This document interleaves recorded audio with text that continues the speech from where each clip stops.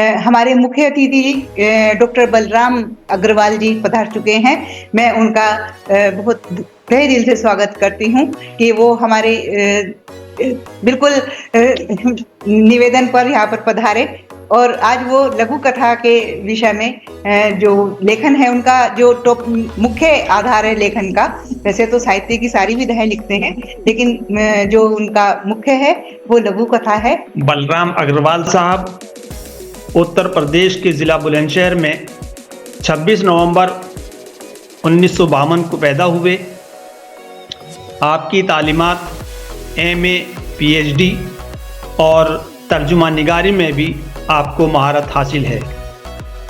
भारत सरकार के अंतर्गत सीनियर फेलोशिप, क्योंकि ये हिंदी उर्दू का प्रोग्राम है आज, तो हिंदी और उर्दू अल्फाज का इस्तेमाल भी आपको बराबर सुनने को मिलेगा। तो भारत सरकार के अंतर्गत सीनियर फेलोशिप मौलिक कृतियों में 2 कहानियाँ आपकी आ चुकी हैं।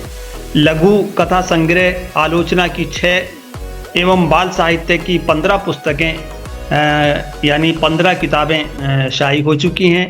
कहानियों और अन्य विधाओं की 33 पुस्तकें आपकी संकलित हैं।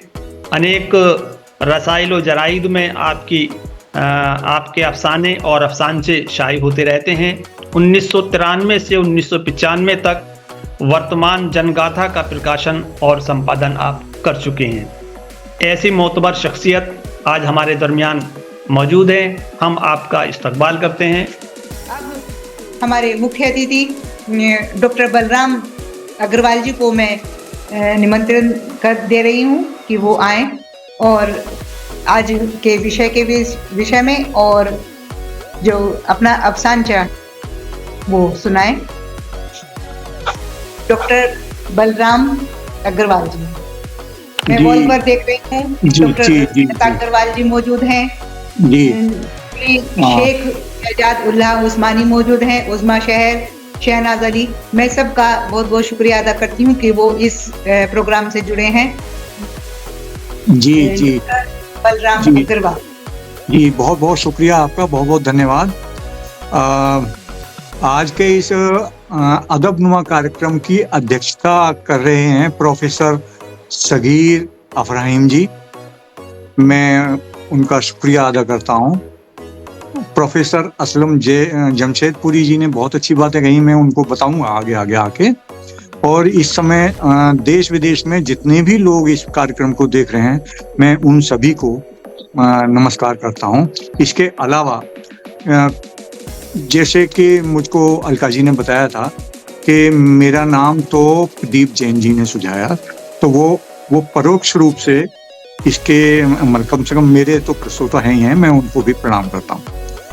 असलम साहब ने जो बातें बताई वो बहुत ही अच्छी बातें हैं। मैं थोड़ा सा ज़्यादा समय ले लूँगा। तो जैसे उन्होंने कहा कि मंटो साहब से उर्दू में शुरुआत होती है। 48 में मंटो साहब का शहासी आया।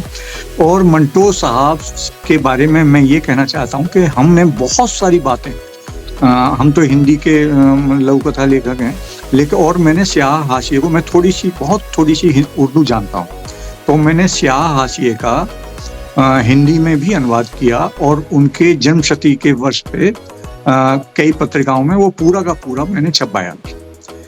तो हाँ, अभी उन्होंने जिक्र किया था असलम साहब ने जोगिंदर पाल जी का। मैं बड़ा सौभाग्यशाली हूँ कि मुझको जोगिंदर पाल जी के साथ भी बैठने का ईश्वर ने मौका दिया। उनकी एक किताब है अफसानचों की, उर्दू में और हिंदी में दोनों में आई, वो नहीं रहमान बाबू। वो अभी पिछले दिनों ही मैंने मेरे एक दोस्त शोध कर रहे हैं, उनको दे दीजिए। दूसरी एक बात कहूँ कि 100 शब्दों की भी लघु कथाओं का चलन इंटरनेट पे रहा। इसके अलावा 69er, इस तरह से भी कई वहाँ पे बहुत सारे प्रयोग होते रहते हैं। जो मुख्य बात इन्होंने कही वो है कि उसमें किस्सापन होना चाहिए, किस्सापन होना जरूरी है उसमें। जैसे हम लघु कथा कहते हैं ना जी, तो लघु कथा में कथा शब्द भी है, केवल लघु नहीं है, कथा शब्द भी है। तो इसमें कथा को रहना जरूरी है। ये बात अलीम साहब ने भी कही थी और कई लोगों ने, और सभी इस बात को मानते हैं। लेकिन इसमें एक चीज़ और मैं जोड़ना चाहूँगा कि वो वो जो किस्सापन है ना, वो चंद्रकांता संतति से आगे बढ़ चुका है, केवल किस्सा नहीं है, वो उद्बोधक होना चाहिए, उसको आज के समय से जुड़ा हुआ होना चाहिए। ये जैसे अलका जी ने अपने उसमें कहा था, उन्होंने कहानी सुनाई भूत वाली, वो एक और बात मैं बताऊं, अब अंग्रेजी में अर्नेस्ट हेमिंग्वे हुए हैं, उनको नोबेल पुरस्कार भी मिला था। उनकी केवल 6 शब्दों की, मैंने उसका भी हिंदी में अनुवाद में यहाँ पे बताऊंगा, केवल 6 शब्दों की एक रचना है, बिकाऊ हैं बच्चे के जूते अनपहने। आप देखिए, इसमें एक अलग तरह की, इसमें भले ही उस तरह की कथा नहीं है, कथा का विस्तार नहीं है, थोड़ा सा होना चाहिए, लेकिन ये भी इंटरनेट पे एक वो चल रही है। अलीम इस्माइल साहब, इन्होंने भी मतलब अपना जो वक्तव्य दिया मुझे बहुत पसंद आया। करीब करीब मतलब यही बातें हम हिंदी के लघु कथाकारों को भी समझाने की कोशिश करते हैं कि जैसे इन्होंने कहा कि शीर्षक ऐसा हो जो पूरे कथानक की कला ही ना खोल दे। हम कहते हैं कि ये जो जिज्ञासा है ये अंत तक बनी रहनी चाहिए।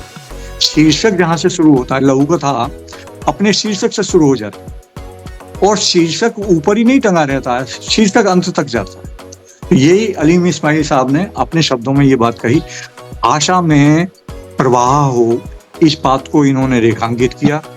शब्दों का दोहराव ना हो, क्योंकि अब शब्दों के दोहराव को कैसे रोकेंगे, उसके कई तरीके। उनमें से एक तरीका तो ये है कि एक शब्द का हमें पर्यायवाची भी अगर पता है तो शब्दों का दोहराव नहीं होगा। एक और दूसरी बात और है, वो कहते हैं कि शब्दों में बांधने के हामी नहीं है, हम भी नहीं है, कोई भी नहीं है, कोई भी जो भी समझदार कथाकार होगा वो नहीं होगा। लेकिन असलम साहब ने भी कुछ एक और इसी तरह की बात कही थी। वो एक चीज हम मानते हैं, इसमें बड़ा झगड़ा रहता है कि कितने शब्दों की हो, कितनी बड़ी हो। मैं मानता हूं कि लघु कथा जब तक कथाकार ये ना महसूस कर ले कि भाई मेरी बात पूरी हो गई, मैं इस कथा में पूर्णता है, पूर्णता भी एक गुण है ना कथा का। अब आपने 300 शब्दों पे रोक दी, पूरी अभी हुई नहीं, पूर्णता जिसे हम कहते हैं, पूरी तो हो गई, लेकिन पूर्णता का एहसास जिसे हम कहते हैं, वो पूर्णता का एहसास बड़ा जरूरी है, उस तक जाना चाहिए, ऐसा मैं मानता हूँ। मैंने एक पत्रिका हिंदी में निकलती है, कथादेश। कथादेश ने 1994 के आसपास, मुझे याद नहीं है, उन्होंने उर्दू कहानी विशेषांक निकाला था। तो उर्दू कहानी विशेषांक के लिए मैंने रतन सिंह जी की एक लघु कथा थी गिद्ध नाम से, उसका अनुवाद मैंने उसमें दिया था। इतना मुझे जब बात आई और रतन सिंह जी का जिक्र आया तो मुझको याद आया कि और एक बहुत अच्छी बात जो इन्होंने बताई, वो हम अपने हिंदी वालों को वही बात कहते हैं। हमने रुबाई का नाम नहीं लिया, बस हम समझते थे कि गजल में ये बात होती है, लेकिन पंच लाइन को इन्होंने रुबाई की आखिरी लाइन जो कहा, बहुत अच्छी तरह से ये व्याख्या है, क्योंकि केवल पंच लाइन में ही तो सिमटी हुई नहीं है कोई भी विधा, कोई आखिरी लाइन में जाके सिमट नहीं सकती। तो ये बहुत सारी, मैं तो समझता हूँ कि उर्दू में जो नए लेखक अफशांचा निगार जो आ रहे हैं, मैं कह रहा हूँ वो इसका मतलब है वो इस चीज को समझ रहे हैं, समझेंगे तो बहुत अच्छी कथाएं अपने आप ही आएंगी। और जैसे अभी अरशद मुनीब जी ने कितना, मतलब आप देखिए कि हम कहते हैं कि मुहावरों का इस्तेमाल करें। देखिए, नंबर 1 प्रतीक का इस्तेमाल करेंगे। मेरे शब्द हिंदी के होंगे, आप मतलब मैं इसके लिए माफ़ी चाहूँगा कि मुझे उर्दू के बहुत सारे शब्द नहीं पता हैं। तो जैसे प्रतीक का प्रयोग करेंगे आप, तो प्रतीक और बिंब और संकेत की भाषा ये होगी अगर, तो आपके जो अभिव्यक्ति है वो अपने आप कम शब्दों में आ जाएगी। ये बहुत जरूरी है।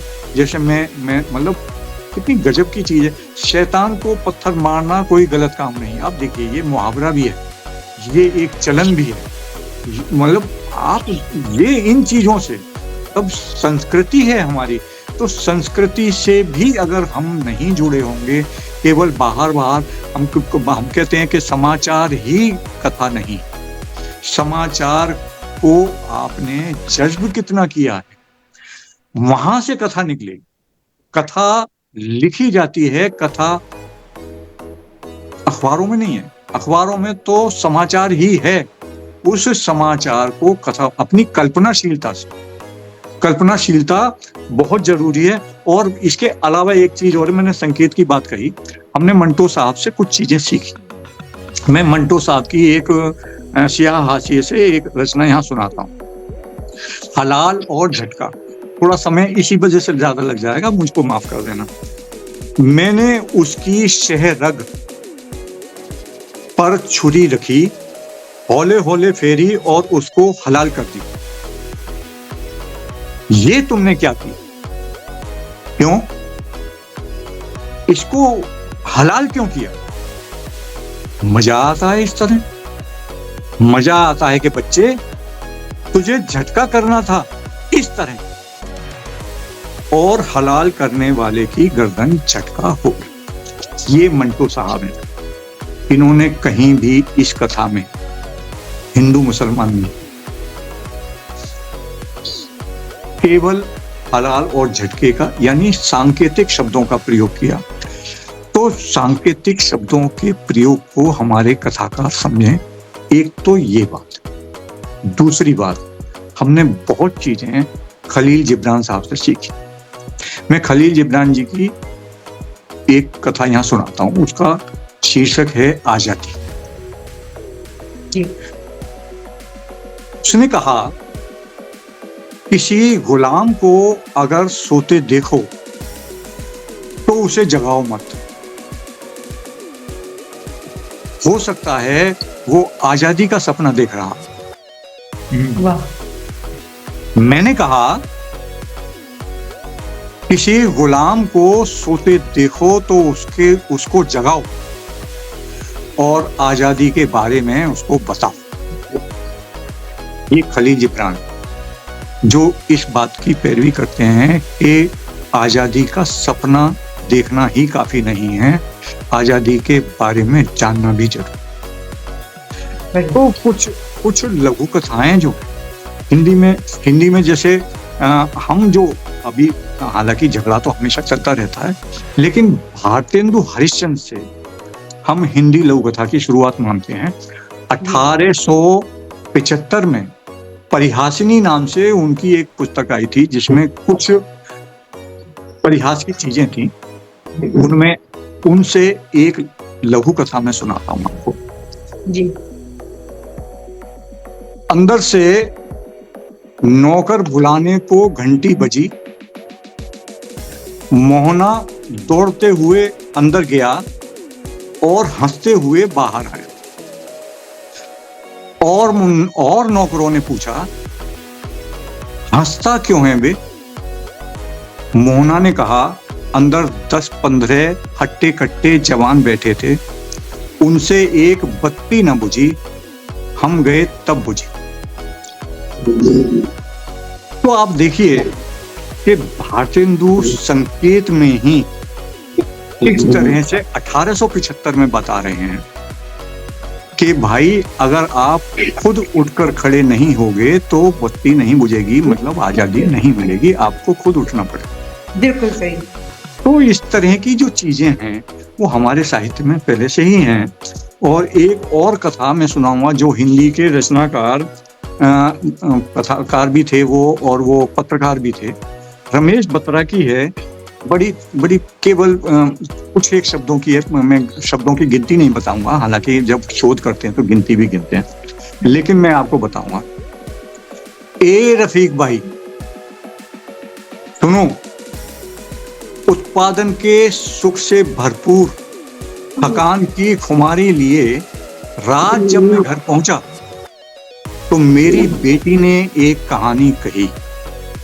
एक लाजा है, वो बहुत गरीब। ये रमेश बत्रा है, कहूं कहानी। तो इस तरह से हम जब तक संवेदना को लेकर नहीं चलेंगे, जब तक हम कथानक और कथ्य इन दोनों के बीच के फर्क को नहीं समझे, कथ्य और कथानक, मैं छोटी सी एक बात बता दूं कि कथ्य क्या है। कथ्य कहानी का जो कथानक है वो कथ्य पे खड़ा होता है। कई लोग समझते हैं कि कथानक पर कहानी खड़ी है, नहीं, कहानी खड़ी है कथ्य पर। अगर आप, और कथ्य विस्तार लेने वाली जगह चीज नहीं है, विस्तार लेने वाली चीज है कथानक, क्योंकि कथानक को कथाकार बुनता है। कथ्य आपके जहन में, आपके जो जहनियत है समझ लीजिए, कथ्य वहां से पैदा होता है। जब आप समाचार पढ़ते हैं तो आपके अंदर एक कौंध आती है कि इसको लिख सकते हैं, इसको सुधार के लिए हम प्रस्तुत कर सकते हैं। तो बहुत सारी चीजें थोड़ी है। और ये जो हम एक चीज और बता दूं कि हिंदी में, उर्दू में तो अफसानचा हो गया, अफसाना से अफसानचा बना लिया, लेकिन हिंदी में लघु कथा जो शब्द है, लघु और कथा दोनों अलग अलग नहीं है। क्योंकि जब हिंदी में अंग्रेजी से एक शब्द आया शॉर्ट स्टोरी, शॉर्ट माने लघु और स्टोरी माने कथा, इसलिए इसको, लेकिन ये शॉर्ट स्टोरी हिंदी में कहानी के लिए प्रयोग होता है, इसलिए लघु कथा शब्द को हम मिला के लिखते हैं। ना तो लघु को अलग होना है, ना कथा को अलग होना है। इन चीजों को थोड़ा अच्छी बात है कि यहाँ पे कुछ लोग जरूर ऐसे जुड़े होंगे जो सीखना चाहे। तो लघु कथा में एक जो मुख्य चीज है वो है जिज्ञासा। शीर्षक से ही पाठक की जिज्ञासा शुरू हो जानी चाहिए। दूसरा क्या है कि कथानक की विस्तार योजना, कि मुझको कितने विस्तार की जरूरत है, ये कथाकार जो है उसको जानना चाहिए। क्योंकि अगर वो विस्तार करते चला जाएगा तो लघु कथा कहानी की काया में प्रविष्ट हो जाएगी। कुछ संवादों की प्रकृति क्या, ये जानना जरूरी है। दूसरी एक और बहुत महत्वपूर्ण चीज है नरेशन की सीमा। कई बार क्या होता है कि उन्होंने ऊपर कहा भी था हमारे एक मित्र ने कि भाई पात्र को बोलने दीजिए, सारा का सारा नरेट मत करिए। आप कथाकार हैं, आप पात्र नहीं हैं, तो पात्र को सामने आने दीजिए। थोड़ी सी बात ये भी है, और ज्यादातर बातें तो मैंने बताई दी, और इसमें एक चीज और है थोड़ा सा, तो इसमें जो अंदर जो बात हम कहते हैं वो कितनी छिपी हुई होती है, उसको मैं दाग दहलवी साहब के एक शेर से थोड़ा सा स्पष्ट करना चाहता हूँ कि जो अभी किन्हीं ने वो एक लघु कथा भी सुनाई थी बहुत अच्छी, उसमें भी वो चीज है। तो कहते हैं, दाग साहब कहते हैं कि खूब पर्दा है, चिलमन से लगे बैठे हैं, साफ छुपते भी नहीं, सामने आते भी। तो ये लघु कथा के कथानक की प्रकृति है। ये इसको जो जब कथानक है और जो वो हमारे मनोविश्लेषक होते हैं वो पहचान जाते हैं, जो आलोचक भी सभी मनोविश्लेषक नहीं है, तो वो पहचान जाते हैं कि ये एक कौंधा हुआ जो विचार है, ऊपर साहब उन्होंने कहा था, तो वो मनन से उत्पन्न विचार, केवल समाचार पढ़ने से नहीं होगा, मनन से उपजता है वो विचार। और इस मनन को हम जितना गहरा कर लेंगे, जितना घना कर लेंगे, लघु कथाकार का मतलब अफसानचा निगार कर लीजिए, तो उसका जो समकालीन अनुभव संसार है, एक तो ये, और दूसरा उसका अपना दृष्टिबोध क्या है, दूसरा ये दोनों यहाँ की जो लघु कथाएं सुनाई, कुछ में उनमें नजर आया और मुझको बड़ी खुशी हुई कि भाई ये तो बहुत अच्छा लिखा जा रहा है। और जैसे इन्होंने वो वागर्थ में जो कथा है इनकी छपी है, वो बहुत शानदार लघु कथा है। तो जब आप यहाँ से अनुभव संसार और दृष्टिबोध इनसे अलग रह के जब रचना लिखते, तो उसी को कहा जाता है कि भाई अफसाने सही नहीं लिखे जा रहे, क्योंकि वो लोग पहचान लेते। बस इतना ही कहूंगा। बहुत बहुत धन्यवाद, आपके बुलाने का बहुत बहुत धन्यवाद। जी, आपका खुद का एक अफसानचा लघु कथा? एक नहीं, मैं 2 सुनाऊंगा। जी दो जी, आपके दो लिए इसलिए नहीं छूट नहीं है, छूट नहीं है। दो इसलिए कि वो दोनों बहुत छोटे छोटे, तो इसलिए एक के बराबर ही समझ लूं। वो इसलिए कि जो मैं जिस छिपाव की बात मैं कर रहा हूँ, जिस संकेत की बात मैं कर रहा हूँ, वो थोड़ी सी हमारे श्रोताओं के साथ पास पहुंचनी चाहिए। बिल्कुल इसका शीर्षक है चश्मदीद। जी। लघु कथा में हम एक बात और कहते हैं कि लघु कथा में मौन बोलता है। मौन बोलता है का मतलब है कि साफ साफ नहीं कहा जाता। आप साफ साफ कह देंगे तो बात खत्म हो जाएगी। जी तो इसी बात को मैंने कहने की कोशिश की, चश्मदीद। कत्ल के समय तुम कहां थे? वहीं था। वहीं मतलब कत्ल की जगह? जी।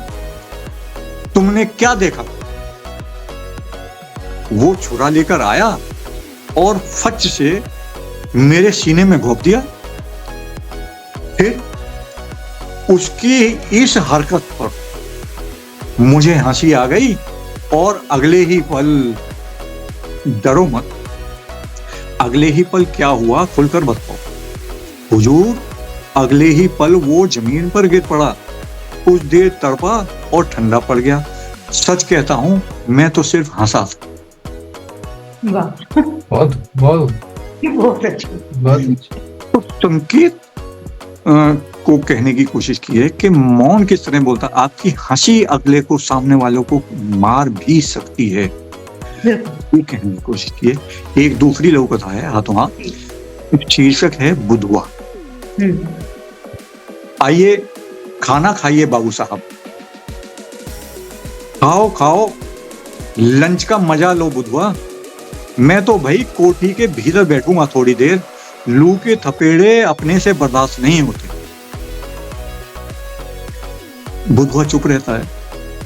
अच्छा एक बात बता बुधवा। दो पूछिए बाबू साहब। भाई ये ईंटें ही ढोई हैं उम्र भर या प्यार भी किया है कभी? किया तो नहीं, लेकिन क्या हो गया था लड़कपन में। जिससे हुआ उसे जताया भी कभी? या हुजूर जताया भी और बताया भी, लेकिन क्या प्यार था ना बाबू साहब, शादी में तब्दील नहीं हो पाया। ये बरगद देख रहे हैं? हाँ, बस इसी बरगद की तरह बढ़ता फैलता रहा। बाल बच्चेदार हो गया हूं, लेकिन रहता उसी के साये में हूं। लू का दूर दूर तक नामो निशान नहीं। इतनी ठंडी बयार देता है कि आत्मा हरी हो जाती। वाह वाह वाह, बहुत अच्छी, बहुत बहुत वाह, बहुत बहुत धन्यवाद आपका कि आपने अपने विचारों से, अपने जो आज का शीर्षक है उसको सार्थक कर दिया अपने शब्दों से। मेहमान खुसूसी की हैसियत से आज हमारे दरमियान मोहतरम बलराम अग्रवाल साहब तशरीफ़ फरमा है। तो आपने अफसानचे की बारीकियों को तफसील से समझाया और हम स्क्रीन पर देख रहे हैं कि जब मोहतरम बलराम अग्रवाल साहब अफसानचे की बारीकियों को समझा रहे थे तो बहुत सारे मैसेज आ रहे थे और बहुत सारे लोग जो है आपकी तारीफ में बहुत सारे जुमले पेश कर रहे थे। तो मैं शुक्रिया अदा करता हूँ मोहतरम बलराम अग्रवाल साहब का कि आपने अफसानचे की बारीकियों के ताल्लुक से तफसीली बहस की और बहुत अच्छे अंदाज में हमारे स्कॉलर्स को समझाया। जी बहुत बहुत धन्यवाद, सबका बहुत बहुत शुक्रिया। मैं भी आपका बड़ा भाई ही हूँ, प्रदीप जैन की तरह। नहीं, बलराम अग्रवाल साहब बहुत अच्छी गुफ्तगू आपकी। बल्कि मैं प्रदीप जैन साहब से फिर से कहूँगा आपकी, हम प्रदीप जैन साहब और बलराम अग्रवाल दोनों को एक साथ रखेंगे, बैठेंगे। अरे नहीं, वो बहुत लर्निंग आदमी हैं वो।